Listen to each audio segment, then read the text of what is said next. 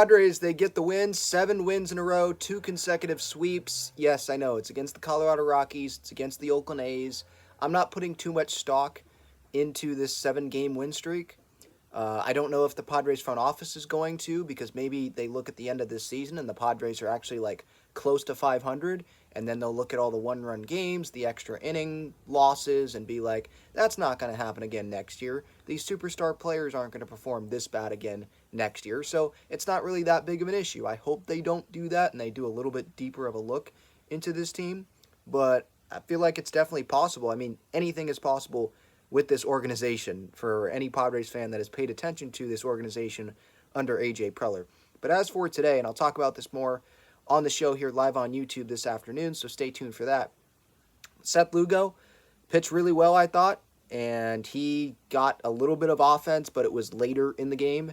Ji-Man Choi finally gets his signature Padres moment, which was a sac fly to center field, which probably would have been a bomb anywhere else, would have been a homer. He still does not have a single hit with the San Diego Padres, so that's another player that has not worked out at the trade deadline with the Padres. Josh Hader comes in. He ends up closing it out there. Tatis made some good plays on defense. The Blake Snell interview with Don and Mud was amazing. Joe Musgrove popped on there. Loves listening to Don and Mud. So there were some fun moments in the broadcast today, in today's game.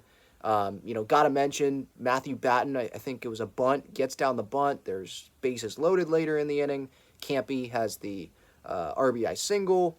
Brings in a run. Obviously, Ji-Man Choi with the sac fly getting the lead.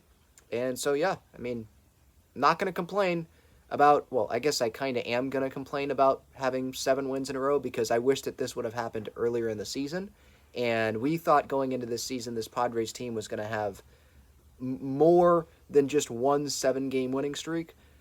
We thought that this team was going to have more than one 4+ game winning streak, and it just didn't happen this season. So yeah, it is a little bit frustrating for me that the Padres are winning games now. It's fun to see them win games, but I hope that, still changes are made in the off season, and it's not like, oh, well, look how they played down the stretch in September when they didn't have any pressure on them, because that's how it is right now. And we'll talk about this more on the show here later today. But there's no pressure on them. If I saw Ben Higgins, I think he just tweeted this. If the Cubs and the Marlins, if they lose today, then the Padres would pull 4.5 games back of a wild card spot. And then still a bunch of stuff would have to happen. The Padres would have to keep winning at this rate, it feels like. And that's just not going to happen. The season's over. So, literally, they have no pressure. There's nothing to lose because they've already lost it. That's the problem here, right? You want them to be playing with pressure. Pressure's a privilege.